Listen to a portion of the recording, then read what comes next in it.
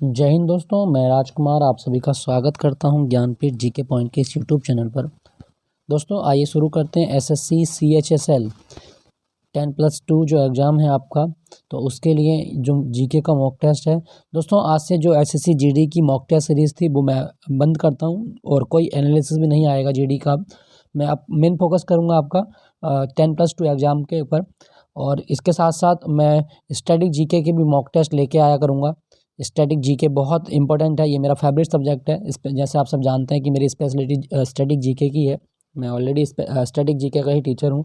और मैं आपको एक चीज़ बता दूँ, अभी एमटीएस होने वाला है। एमटीएस की मॉक टेस्ट सीरीज साथ साथ सीआरपीएफ की मॉक टेस्ट सीरीज आपकी चल रही है, और ये 10+2, तो 3 एग्जाम को हम फोकस करेंगे अभी। और जल्दी ही जब और कोई वैकेंसी आएगी तो बाकी उसकी भी मॉक सीरीज मैं आपको शुरू कर दूंगा। दोस्तों आपसे रिक्वेस्ट है, यदि आपने चैनल को सब्सक्राइब नहीं किया है तो चैनल को सब्सक्राइब कर लीजिएगा और बेल आइकन को प्रेस करके घंटी का बटन दबा दीजिएगा। दोस्तों ये जो मॉक टेस्ट है इसमें 25 क्वेश्चन है। आपके CHSL के एग्ज़ाम में 25 प्रश्न आने हैं। और एक चीज़, जैसा भी जीडी के एग्ज़ाम हुए दोस्तों, आपने मेरे अगर मॉक टेस्ट डेली करे होंगे तो मैं दावे के साथ कहता हूँ कि 20 में से आप लगभग 17-18 क्वेश्चन बहुत ईजिली कर सकते थे आप, बहुत ईजिली। जितनी एक्सप्लेनेशन मैं आपको देता हूँ क्वेश्चन के साथ में, शायद आपको यूट्यूब पे ना मिलेगी इतनी। तो चलिए शुरू करते हैं फिर। तो आपसे एक रिक्वेस्ट है दोस्तों कि चैनल को सब्सक्राइब जरूर कर लीजिएगा। पहले क्वेश्चन की ओर चलते हैं। क्या कहा गया है दोस्तों? पहला प्रश्न, दोस्तों इसमें जो प्रश्न है वो 26 से लेके 50 तक प्रश्न शामिल हैं, तो ये आप याद रखना। 25 प्रश्न है इसमें, क्वेश्चन संख्या 26 से 50 तक। पहला प्रश्न आपकी स्क्रीन पर क्या कहा गया है दोस्तों? पहले प्रश्न में, निम्नलिखित में से कौन सी महिला कभी भारतीय राष्ट्रीय कांग्रेस की अध्यक्ष नहीं रही? तो दोस्तों कौन सी महिलाएं थी जो कभी भारतीय राष्ट्रीय कांग्रेस की अध्यक्ष नहीं रही? तो इसमें सही जवाब क्या होगा? देखो, सरोजिनी नायडू थी, सोनिया गांधी भी रही है, और नलिनी सेन गुप्ता भी कांग्रेस की अध्यक्ष रह चुके हैं। लेकिन कस्तूरबा गांधी दोस्तों ये कांग्रेस की अध्यक्ष नहीं थी। ये आप याद रखें, ये गांधी जी की पत्नी थी, ठीक है। तो कस्तूरबा गांधी, और गांधी जी से इनकी शादी कितने वर्ष की उम्र में हुई थी? 13 साल की उम्र में। गांधी जी से इनकी शादी 13 वर्ष की उम्र में हुई थी, ये आप याद रखिएगा। तो कस्तूरबा गांधी ये कांग्रेस की अध्यक्ष नहीं रही। दोस्तों मैं बात करूं कांग्रेस के बारे में, तो अगर आपसे पूछा जाए कि कांग्रेस की स्थापना कब की गई, तो 28 दिसंबर 1885 को भारतीय राष्ट्रीय कांग्रेस की स्थापना की गई थी। और इसकी स्थापना जो है वो बम्बई में हुई थी। मतलब कांग्रेस की स्थापना कहाँ पे हुई? बम्बई में। और इसके संस्थापक पूछे आपसे तो ए ओ ह्यूम ये कांग्रेस के संस्थापक हैं, ये भी आप याद रखिएगा, ठीक है। दोस्तों यहाँ पे लिखा गया आपका ऑप्शन में सरोजिनी नायडू को भारत की कोकिला कहा जाता है। और 1925 में जो कानपुर अधिवेशन हुआ था, 1925 का जो कानपुर अधिवेशन था, कानपुर अधिवेशन में ये कांग्रेस की पहली भारतीय महिला अध्यक्ष बनी थी। तो ये भी आप याद रखिएगा, ठीक है। चलिए दोस्तों यहाँ पे लिखा गया आपका महिला, अगर आपसे क्वेश्चन आए कि भारत में राष्ट्रीय महिला आयोग कब बना था, तो दोस्तों वर्ष 1992 में भारत में राष्ट्रीय महिला आयोग की स्थापना की गई है। राष्ट्रीय महिला आयोग 1992। और अभी राष्ट्रीय महिला आयोग की अध्यक्ष कौन है? रेखा शर्मा ये राष्ट्रीय महिला आयोग के अध्यक्ष हैं, ये भी आप याद रखिएगा। और विश्व मतलब अंतर्राष्ट्रीय महिला दिवस कब होता है? 8 मार्च को अंतर्राष्ट्रीय महिला दिवस होता है, ये भी आप याद रखें। भारत में कब होता है दोस्तों? भारत में 13 फरवरी को राष्ट्रीय महिला दिवस मनाया जाता है। तो ये सारी चीज़ें आपको याद रखनी है। नेक्स्ट प्रश्न की ओर चलते हैं। अशोक के कलिंग विजय की सूचना किस अभिलेख से मिलती है? दोस्तों अशोक ने कलिंग का युद्ध लड़ा, इसकी जो हमें सूचना मिलती है वो 13वें शिलालेख से मिलती है। Option C is the right answer. Ashok का जो 13वां रॉक एडिक्ट है, इससे कलिंग के युद्ध के बारे में जानकारी मिलती है, ठीक है दोस्तों मैं बताता हूँ कि कलिंग का युद्ध कब हुआ था। देखो 261 ईसा पूर्व कलिंग का युद्ध लड़ा गया, ठीक है। कौन सी नदी के किनारे लड़ा गया था कलिंग का युद्ध दोस्तों? दया नदी के किनारे। कलिंग का युद्ध किस नदी के किनारे हुआ था? तो कलिंग का युद्ध दया नदी के किनारे लड़ा गया। अशोक और दूसरा राजा कौन सा था? तो चेदी वंश का एक राजा था खारबेल। तो अशोक और खारबेल के बीच में कलिंग का युद्ध हुआ था 261 ईसा पूर्व में। और इस युद्ध में अशोक की विजय होती है। और इस युद्ध के बाद अशोक कभी भी युद्ध न करने का फैसला लेता है। फिर बाद में एक बौद्ध भिक्षु थे जिनका नाम था उपगुप्त। अशोक उपगुप्त से बौद्ध धर्म की दीक्षा लेता है, और बौद्ध धर्म से दीक्षा लेने के बाद में बौद्ध धर्म का अनुयायी बन जाता है, ठीक है। तो अशोक के बारे में आप याद रखें। इसको देवानाम प्रियदर्शी भी कहा जाता है। अगर कभी क्वेश्चन आए कि वह कौन सा राजा था जिसे देवानाम प्रियदर्शी कहा गया है, तो दोस्तों अशोक को देवानाम प्रियदर्शी कहा जाता है, ठीक है। देखो मौर्य वंश का संस्थापक कौन था? चंद्रगुप्त मौर्य।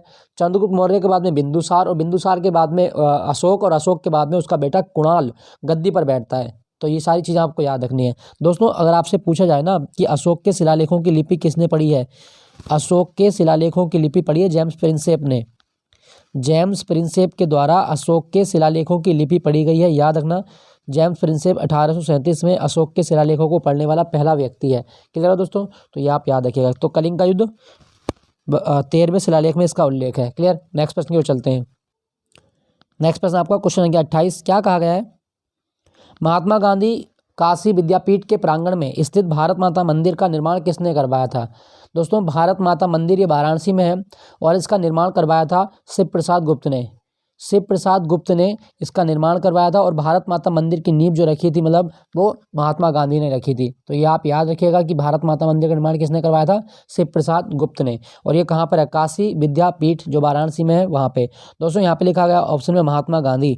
और क्वेश्चन आए कि महात्मा गांधी की जयंती कब होती है? 2 अक्टूबर को अंतर्राष्ट्रीय अहिंसा दिवस के रूप में महात्मा गांधी की जयंती मनाई जाती है।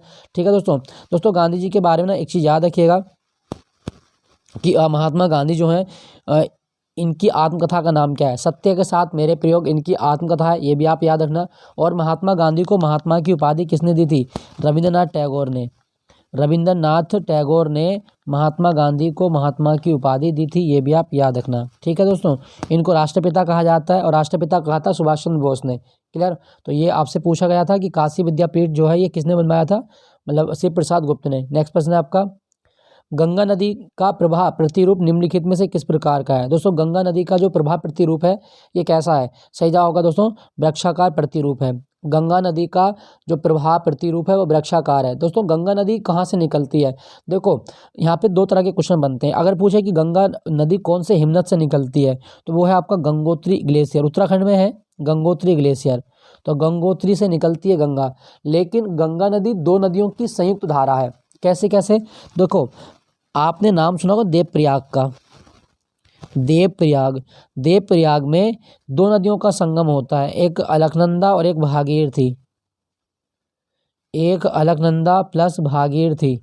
तो ये दोनों चीज़ें आपको याद रखनी है कि जब अलकनंदा नदी भागीरथी से मिलेगी देवप्रयाग में तो यहाँ से गंगा बनती है। ठीक है, गंगा बनती है। और यहाँ पे जो ग्लेशियर है वो कौन सा आपका? वो है आपका गंगोत्री ग्लेशियर। तो जो भी आपसे पूछे कि कौन सा ग्लेशियर है तो गंगोत्री ग्लेशियर, और कौन सा प्रयाग है तो देवप्रयाग। देवप्रयाग में कौन सी नदियों का संगम होता है? भागीरथी और अलकनंदा। ठीक है दोस्तों, अगर क्वेश्चन आए कि गंगा को राष्ट्रीय नदी का दर्जा कब दिया गया था तो आपको याद रखना है गंगा 4 नवंबर सन 2008 को भारत की राष्ट्रीय नदी घोषित की गई है। याद रखना इसके बारे में। गंगा की कुल लंबाई कितनी है? 25-25 किलोमीटर। भारत में गंगा नदी की कुल लंबाई 25-25 किलोमीटर है, ये भी आप याद रखना। और आपसे पूछा जाएगा नमामि गंगे मिशन। दोस्तों भारत में नमामि गंगे परियोजना की शुरुआत कब हुई है? प्रधानमंत्री मोदी जी के द्वारा नमामि गंगे प्रोजेक्ट शुरू किया गया था जून 2014 में। तो जून 2014 में नमामि गंगे मिशन की शुरुआत की गई है, ये आप याद रखिएगा। तो गंगा का प्रवाह रूप कैसा? वृक्षाकार है। नेक्स्ट प्रश्न की ओर चलते हैं। बॉम्बे हाई किसके लिए प्रसिद्ध है? दोस्तों बॉम्बे हाई ये किसके लिए प्रसिद्ध है? तो सही जवाब होगा दोस्तों पेट्रोलियम क्षेत्र है आपका। तो बॉम्बे हाई पेट्रोलियम उत्पादन के लिए जाना जाता है। Option C is the right answer, petroleum उत्पादन। दोस्तों क्या आपको पता है काला सोना किसे कहा जाता है? अगर क्वेश्चन आए कि काला सोना किसे कहा जाता है, दोस्तों पेट्रोलियम को काला सोना कहा जाता है। अगर पेट्रोलियम ऑप्शन में नहीं है तो आप कोयला लगाएंगे, तो पेट्रोलियम को काला सोना कहा जाता है, ये भी आप याद रखना। ठीक है। अच्छा आपसे पूछा जाएगा कि भारतीय पेट्रोलियम अनुसंधान संस्थान कहाँ पर है? दोस्तों भारतीय पेट्रोलियम अनुसंधान संस्थान जो है ये है आपका भारतीय पेट्रोलियम अनुसंधान संस्थान। दोस्तों ये कहाँ पर है आपका? तो भारतीय पेट्रोलियम अनुसंधान संस्थान आपका देहरादून में। भारतीय पेट्रोलियम संस्थान ये देहरादून में है, उत्तराखंड में। तो ये आप याद रखिएगा। ठीक है। बॉम्बे हाई किसके लिए प्रसिद्ध है? तो ये प्रसिद्ध है पेट्रोलियम के लिए। दोस्तों इसके साथ साथ ना आपको एक चीज़ और याद रखनी है, वो है आपका अंकलेश्वर। गुजरात में है अंकलेश्वर, और अंकलेश्वर भी भारत में एक पेट्रोलियम उत्पादक क्षेत्र है। तो अंकलेश्वर गुजरात में किसके लिए प्रसिद्ध है? पेट्रोलियम के लिए प्रसिद्ध है। ठीक है दोस्तों, यहाँ पे लिखा गया आपका परमाणु रिएक्टर। क्या आपको पता है कि भारत का पहला परमाणु रिएक्टर कौन सा था? तो आप याद रखिएगा दोस्तों भारत का पहला परमाणु रिएक्टर था अप्सरा। भारत का पहला परमाणु रिएक्टर ये बम्बई बॉम्बे में लगा था आपका, तो इसका नाम था आपका अप्सरा। ये आप याद रखना कि भारत का पहला परमाणु रिएक्टर अप्सरा था। क्लियर दोस्तों। यहाँ पे लिखा गया मत्स्य है। अगर आपसे पूछा जाए दोस्तों कि मत्स्य, एक क्वेश्चन पूछ लेता है यहाँ से, अगर आपसे पूछे कि पिस्सीकल्चर क्या होता है दोस्तों, पिस्सीकल्चर, पिस्सीकल्चर दोस्तों मछली पालन को हम क्या बोलते हैं, पिस्सीकल्चर बोलते हैं। पिस्सीकल्चर मछली पालन। और मछलियों के हृदय में कितने चैम्बर होते हैं, 2 चैम्बर होते हैं। ये भी आप याद रखना, ठीक है। चलिए अगले प्रश्न की ओर चलते हैं। क्वेश्चन है आपका, कनारी धारा निम्नलिखित में से किस तट के सबसे नजदीक बहती है। कनारी की जो धारा है ये कौन से तट पर बहती है दोस्तों, कनारी की धारा उत्तरी अफ्रीका के पश्चिमी तट के नज़दीक बहती है। तो इसका सही जवाब क्या होगा, उत्तरी अफ्रीका के पश्चिमी तट के नज़दीक बहती है कनारी की धारा। ये भी आप याद रखिए। ठंडी जल धारा है और अटलांटिक महासागर की धारा है, ठीक है।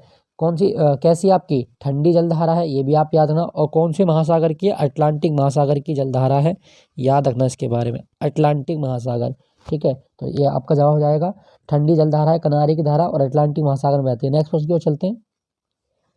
नेक्स्ट प्रश्न, किस प्राकृतिक प्रदेश को शीत मरुस्थल कहा जाता है दोस्तों। कौन सा ऐसा प्राकृतिक प्रदेश है जिसे शीत मरुस्थल कहा जाता है, ठंडा मरुस्थल।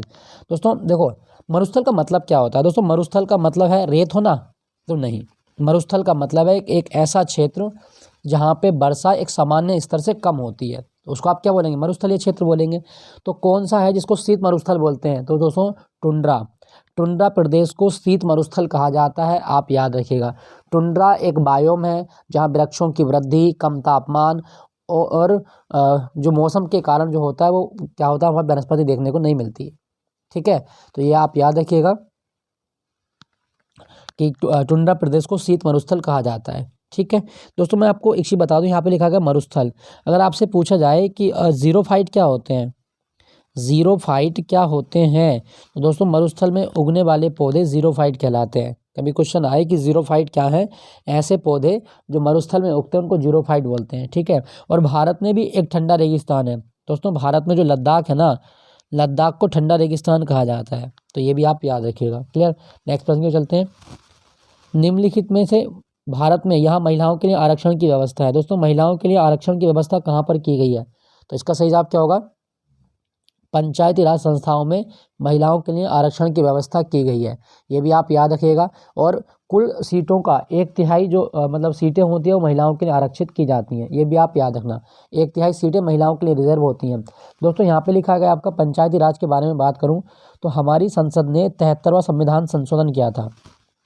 73वां संविधान संशोधन 1992 के द्वारा पंचायती राज संस्थाओं को संवैधानिक दर्जा दिया गया है। और पंचायतों का कार्यकाल कितना होता है दोस्तों, पंचायतों का कार्यकाल होता है आपका 5 वर्ष का। अच्छा, यदि आपको ग्राम पंचायत का सदस्य बनना है तो आपकी आयु कितनी चाहिए, 21 वर्ष।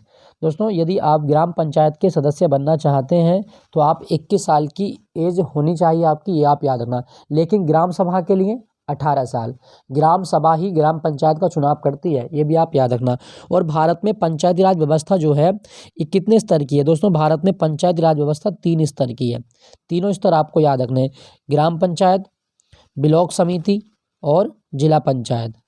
जिला पंचायत तो 3 स्तर की लेयर है और ये बलवंत राय मेहता समिति की सिफारिश पर शुरू की गई है, ठीक है। दोस्तों यहाँ पे लिखा गया लोकसभा। भारत में लोकसभा पहली बार कब गठित हुई थी, 1952 से 1957 तक। भारत की पहली लोकसभा थी 1952 से 1957, ये भी आप याद रखें। और लोकसभा की अधिकतम सीटों की संख्या कितनी है, 552। लोकसभा की अधिकतम सीटों की संख्या 552 होती है, ये भी आप याद रखना। क्लियर। नेक्स्ट प्रश्न की ओर चलते हैं। भारत के सबसे कम आयु के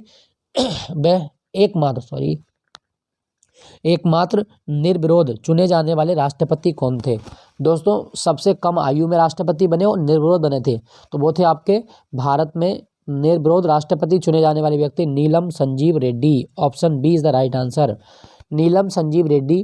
दोस्तों ये आप याद रखिएगा, नीलम संजीव रेड्डी। और ये आंध्र प्रदेश के मुख्यमंत्री भी थे, पहले मुख्यमंत्री थे आंध्र प्रदेश के, नीलम संजीव रेड्डी। क्लियर। दोस्तों मैं आपको एक चीज़ बता दूं, जो नीलम संजीव रेड्डी थे ये भारत के पहले गैर कांग्रेसी राष्ट्रपति थे, भारत के पहले गैर कांग्रेसी राष्ट्रपति हैं, ये आप याद रखना। नीलम संजीव रेड्डी भारत के पहले गैर कांग्रेसी राष्ट्रपति थे, याद रखना। 6 नंबर के राष्ट्रपति हैं, ये भी आप याद रखिएगा।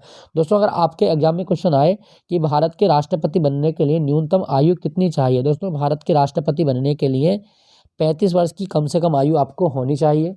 साथ साथ हमारे राष्ट्रपति का कार्यकाल कितना होता है, 5 वर्ष का होता है। और राष्ट्रपति को लोकसभा का सदस्य बनने की योग्यता रखनी चाहिए। लोकसभा की जो योग्यता है वो राष्ट्रपति रखेगा, तभी वो राष्ट्रपति बन सकता है। एक चीज़ याद रखना कि भारत का मूल नागरिक होना ज़रूरी नहीं है। संविधान में इस बात का उल्लेख नहीं है कि मूलतः भारत का नागरिक हो, बस नागरिक हो भारत का, मूलतः हो या बाद में उसने नागरिकता ली हो। तो याद रखना दोस्तों। राष्ट्रपति का ना 2-3 आर्टिकल बता देता हूँ, पूछ लेता है आपके एग्जाम में। एक तो आर्टिकल 72 बहुत आता है दोस्तों। राष्ट्रपति की क्षमादान शक्ति कौन से आर्टिकल में है, तो आर्टिकल 72 में। काफ़ी पूछा जाता है आजकल एग्जाम में, तो आप इसको याद रखिएगा, ठीक है। अभी हमारी राष्ट्रपति कौन है, तो अभी हमारी राष्ट्रपति हैं द्रौपदी मुर्मू। 15वीं राष्ट्रपति हैं द्रौपदी मुर्मू, और ये संथाल जनजाति से संबंधित हैं। द्रौपदी मुर्मू हमारी 15वीं राष्ट्रपति हैं, संथाल जनजाति से संबंधित है, तो ये आप याद रखना। तो सबसे कम आयु के राष्ट्रपति थे नीलम संजीव रेड्डी। नेक्स्ट प्रश्न है आपका, लोकसभा में राज्यों को किस आधार पर सीटें आवंटित की जाती हैं। दोस्तों लोकसभा में जो राज्यों को सीटें बांटी जाती हैं, वो बांटी जाती हैं जनसंख्या के आधार पर।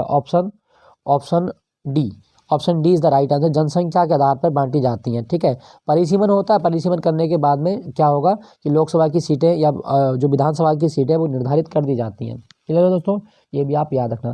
दोस्तों यहाँ पे लिखा गया जनसंख्या। अगर आपके एग्जाम में आए कि जनसंख्या का अध्ययन क्या है, तो डेमोग्राफी।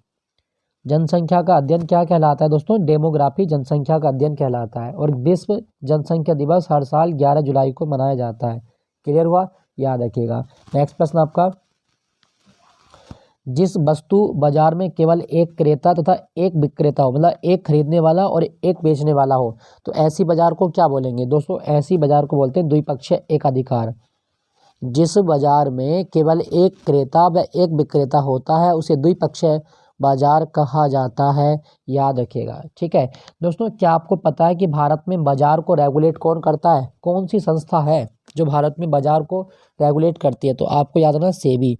सेबी हमारी शेयर मार्केट को रेगुलेट करती है। SEBI security exchange board of India. SEBI कब बना था, 1988 में, और इसको संवैधानिक दर्जा कब मिला था, 1992 में। तो दोनों चीज़ें आप याद रखिएगा। सेबी ये मार्केट या शेयर मार्केट को रेगुलेट करती है। क्लियर। नेक्स्ट प्रश्न की ओर चलते हैं।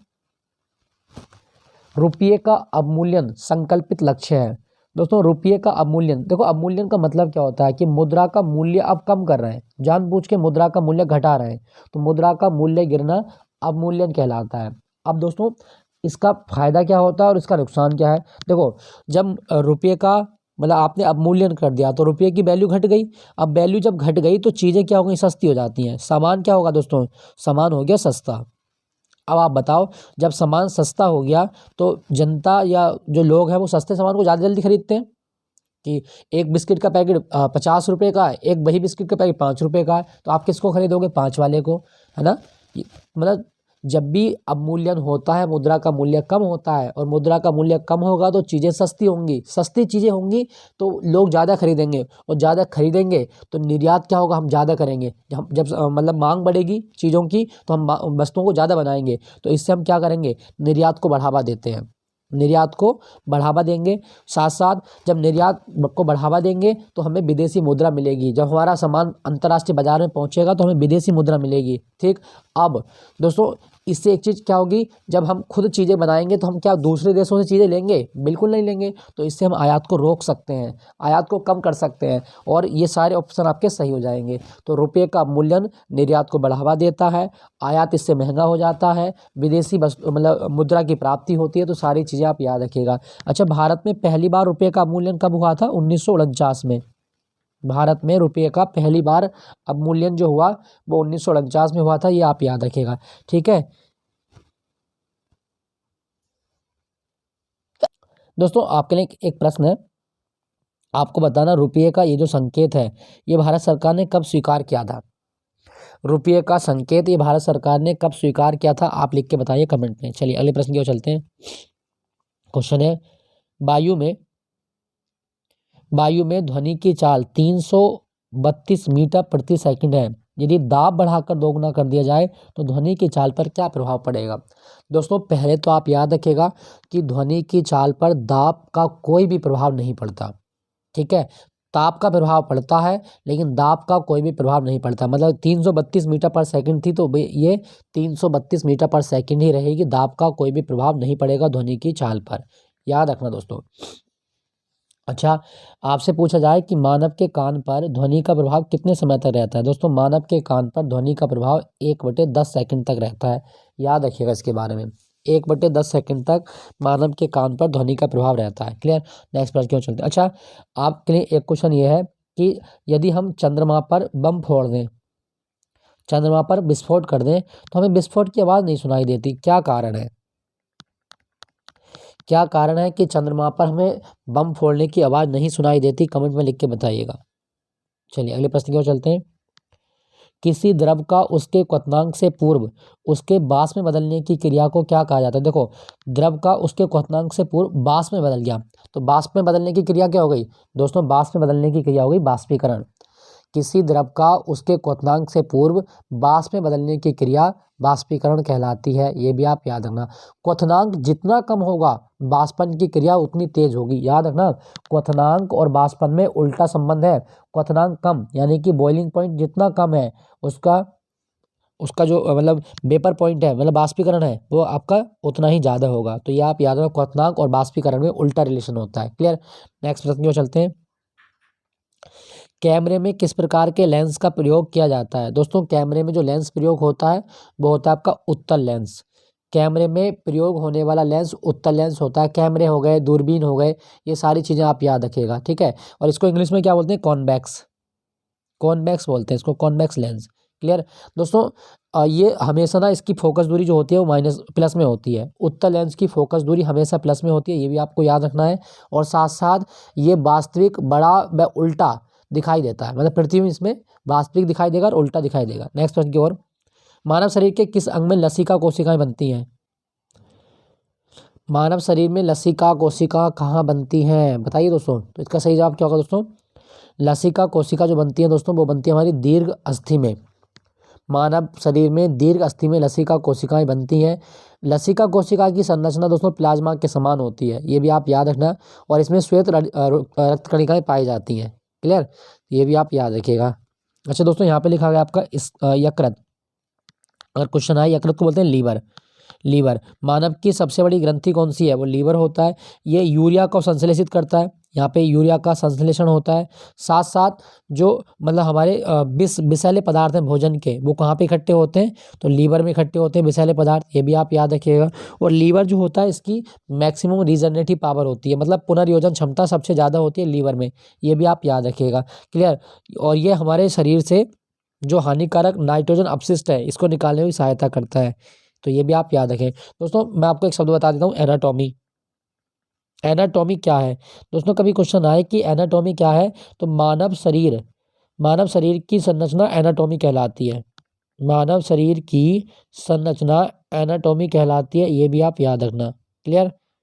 एनाटॉमी क्या है? तो मानव शरीर की संरचना। नेक्स्ट प्रश्न जो चलते हैं। स्कर्वी रोग का इलाज हम किससे कर सकते हैं? दोस्तों पहले तो आप जानें कि स्कर्वी किससे होता है। यदि आप पर्याप्त मात्रा में विटामिन सी नहीं ले रहे हैं तो विटामिन सी की कमी से स्कर्वी रोग हो जाएगा।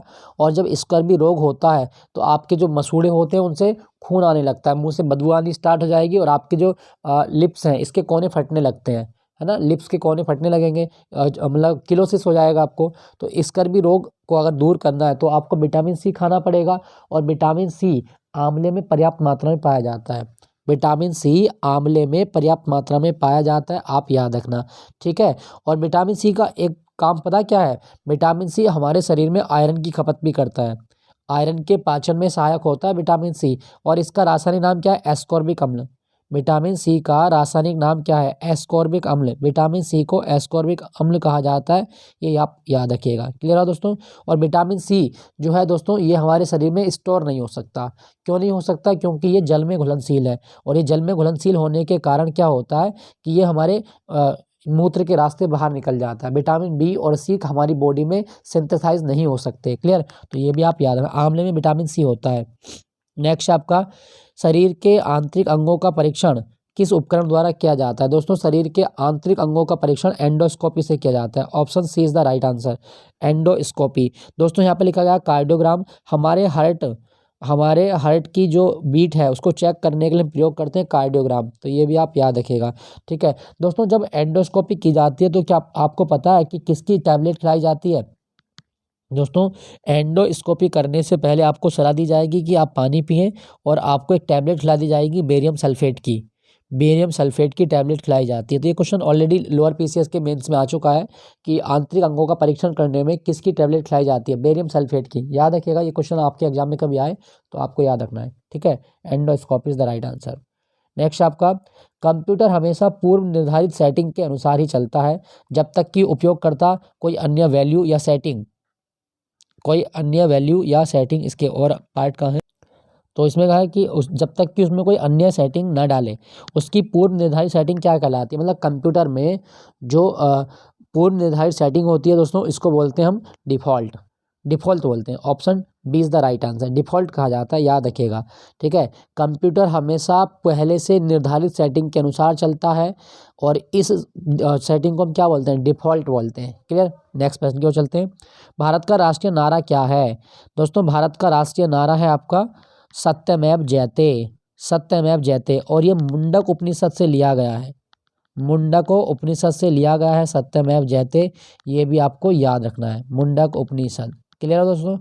चलिए, अच्छा मैं आपको ना कुछ चीज़ें बता देता हूँ जो आपसे पूछी जाए। दोस्तों अगर आपसे पूछे कि भारत का राष्ट्रीय वृक्ष क्या है? दोस्तों भारत का राष्ट्रीय वृक्ष है बरगद। भारत का राष्ट्रीय वृक्ष है बरगद। भारत का राष्ट्रीय जलीय जीव क्या है? गंगा डॉल्फिन। भारत का राष्ट्रीय जलीय जीव है आपका गंगा डॉल्फिन, ये भी आपको याद रखना है। भारत का राष्ट्रीय पक्षी है मोर, वो सबको पता होता है। भारत का राष्ट्रीय पशु है बाघ, ये भी आप याद रखिएगा। भारत का राष्ट्रीय खेल कुछ नहीं है। ठीक है, राष्ट्रीय खेल कुछ नहीं है, हॉकी मत लगाना कभी भी। तो भारत का राष्ट्रीय नारा क्या है आपका? सत्यमेव जयते। नेक्स्ट प्रश्न की ओर चलते हैं। जून 2021 में घोषित वैश्विक साइबर सुरक्षा सूचकांक 2020 में भारत को कौन सा स्थान मिला है? दोस्तों साइबर सुरक्षा सूचकांक में भारत को जो स्थान प्राप्त हुआ वो मिला था 10वां स्थान मिला है, ये भी आप याद रखना। क्लियर हुआ दोस्तों? चलिए अगले प्रश्न की ओर। निम्नलिखित में से कौन सा संगीत वाद्य यंत्र समग्र रूप से इंडो इस्लामी मूल रूप से है? तो दोस्तों कौन से वाद्य यंत्र हैं जो इंडो इस्लामी है? तो सही जवाब होगा दोस्तों, एक तो आपका सितार है, एक आपका तबला है और एक आपका सारंगी है। तो सितार, तबला और सारंगी। ठीक है, ये आप याद रखिएगा। सितार, तबला, सारंगी इंडो इस्लामी है, जबकि शहनाई जो है ये इंडो इस्लामी नहीं है। ठीक है, ये भी आप याद रखना। दोस्तों कभी क्वेश्चन आए कि तबले और सितार का आविष्कार किसने किया था? अमीर खुसरो ने। इन्हें भारत का तोता कहा जाता है, तो अमीर खुसरो के द्वारा सितार और तबले का आविष्कार किया गया है, अमीर खुसरो। नेक्स्ट प्रश्न की ओर चलते हैं। दोस्तों मैं आपको एक चीज़ बता दूं, यहाँ पे एक चीज़ रह गई आपको बताने से। संगीत के लिए एक अवार्ड मिलता है, हर साल दिया जाता है और काफ़ी एग्जाम में आपके पूछा जाता है, और वो अवार्ड है आपका ग्रैमी अवार्ड। तो कभी क्वेश्चन आए कि ग्रैमी अवार्ड किस क्षेत्र से संबंधित है? संगीत से संबंधित है ग्रैमी अवार्ड। नेक्स्ट प्रश्न की ओर चलते हैं। ओलंपिक मतलब भारत के लिए पहला व्यक्तिगत ओलंपिक पदक किसने जीता था? दोस्तों भारत के लिए पहला व्यक्तिगत ओलंपिक पदक 1952 में जो हेलसिंकी ओलंपिक हुआ था उसमें जीता था, और ये जीता था केडी जाधव ने। केडी जाधव ये भारत के पहलवान थे, तो ये आप याद रखिएगा। केडी जाधव सतारा जिले से आते थे, महाराष्ट्र के सतारा जिले से। तो इन्होंने भारत को पहला व्यक्तिगत ओलंपिक पदक दिलाया था, ये भी आप याद रखना। कांस्य पदक था इनका, ये जो पदक था इनका वो कांस्य पदक था, ये भी आप याद रखिएगा। क्लियर हुआ दोस्तों? दोस्तों यहाँ पे लिखा गया मिल्खा सिंह। मिल्खा सिंह को एक उपाधि मिली है फ्लाइंग सिख। फ्लाइंग सिख किसे कहा गया? मिल्खा सिंह को फ्लाइंग सिख कहा जाता है, ये भी आप याद रखना। और जो मिल्खा सिंह है इनकी आत्मकथा का नाम है the race of my life. The race of my life किसकी आत्मकथा का नाम है? दोस्तों the race of my life ये मिल्खा सिंह की आत्मकथा का नाम है। क्लियर हो दोस्तों? ये भी आप याद रखना। मेजर ध्यानचंद की आत्मकथा का नाम है गोल। मेजर ध्यानचंद की आत्मकथा का नाम गोल है, और मेजर ध्यानचंद को क्या कहा जाता है? मेजर ध्यानचंद को हॉकी का जादूगर कहा जाता है, ये आप याद रखना, क्वेश्चन आ जाता है। और इनका जन्म उत्तर प्रदेश के प्रयागराज में हुआ था, ये क्वेश्चन भी ऑलरेडी एग्जाम में आ चुका है, तो आप इसको भी आप याद रखना। प्रयागराज में जन्म हुआ था मेजर ध्यानचंद का। नेक्स्ट प्रश्न की ओर चलते हैं। विख्यात पर्यटन स्थल गुलमर्ग भारत के किस क्षेत्र में है? दोस्तों गुलमर्ग ये पहाड़ी क्षेत्र है और ये जम्मू कश्मीर में है आपका। गुलमर्ग जम्मू कश्मीर में है। सही जवाब होगा आपका ऑप्शन बी, जम्मू कश्मीर। दोस्तों जम्मू कश्मीर के मैं आपको 3 डांस बता देता हूँ। हीकत रऊफ है, हीकत है, कूद है, कूद बहुत आता है एग्जाम में, दुमहल है, दुमहल। तो ये आप याद रखना, दुमहल डांस कहाँ किया जाता है? जम्मू कश्मीर में। और एक आपका मंदजास। दोस्तों मंदजास नृत्य भी जम्मू कश्मीर में किया जाता है। तो रऊफ, कूद, दुमहल, हीकत और मंदजास डांस कहाँ के हैं? ये आपके जम्मू कश्मीर के हैं। ठीक है दोस्तों, जम्मू कश्मीर में ना आपको 3 त्योहार याद रखने हैं। एक तो नवरेह। नवरेह दोस्तों जम्मू कश्मीर का नया साल होता है। नवरेह नया साल है कहाँ का? तो जम्मू कश्मीर का नया साल नवरेह कहलाता है, याद रखिएगा। साथ साथ आपको याद है कंचौथ। कंचौथ फेस्टिवल कहाँ मनाया जाता है? जम्मू कश्मीर में। और हेरात फेस्टिवल कहाँ मनाया जाता है? तो हेरात फेस्टिवल मनाया जाता है आपका जम्मू कश्मीर में, ये भी आप याद रखिएगा। ठीक है तो उसमें जम्मू कश्मीर में 3 नेशनल पार्क हैं। एक दाची गांव है, दाची गांव नेशनल पार्क, ये कश्मीरी हंगुल के लिए प्रसिद्ध है। एक आपका किश्तवाड़ नेशनल पार्क है, किश्तवाड़। और एक आपका है आपका सलीम अली। तो सलीम अली नेशनल पार्क भी जम्मू कश्मीर में है। ठीक है तो ये तीनों आप याद रखें। ठीक है दोस्तों, जम्मू कश्मीर में ना एक मिट्टी मिलती है, करेबा मिट्टी। करेबा मिट्टी, और करेबा मिट्टी जो होती है केसर के खेती के लिए प्रसिद्ध है। तो कभी क्वेश्चन आए कि जम्मू कश्मीर में जो केसर है वो कौन सी मिट्टी में होती है? करेबास में होती है। नेक्स्ट प्रश्न में चलते हैं। नेक्स्ट आपका BH सीरीज का संबंध किससे है? दोस्तों BH series Bharat Bharat series है ये आपकी BH सीरीज। तो दोस्तों ये ऑटोमोबाइल सेक्टर संबंधित है। BH सीरीज ऑटोमोबाइल सेक्टर से संबंधित है। नए पंजीकरण की घोषणा के लिए BH सीरीज शुरू की है भारत सरकार ने, ये भी आप याद रखिएगा।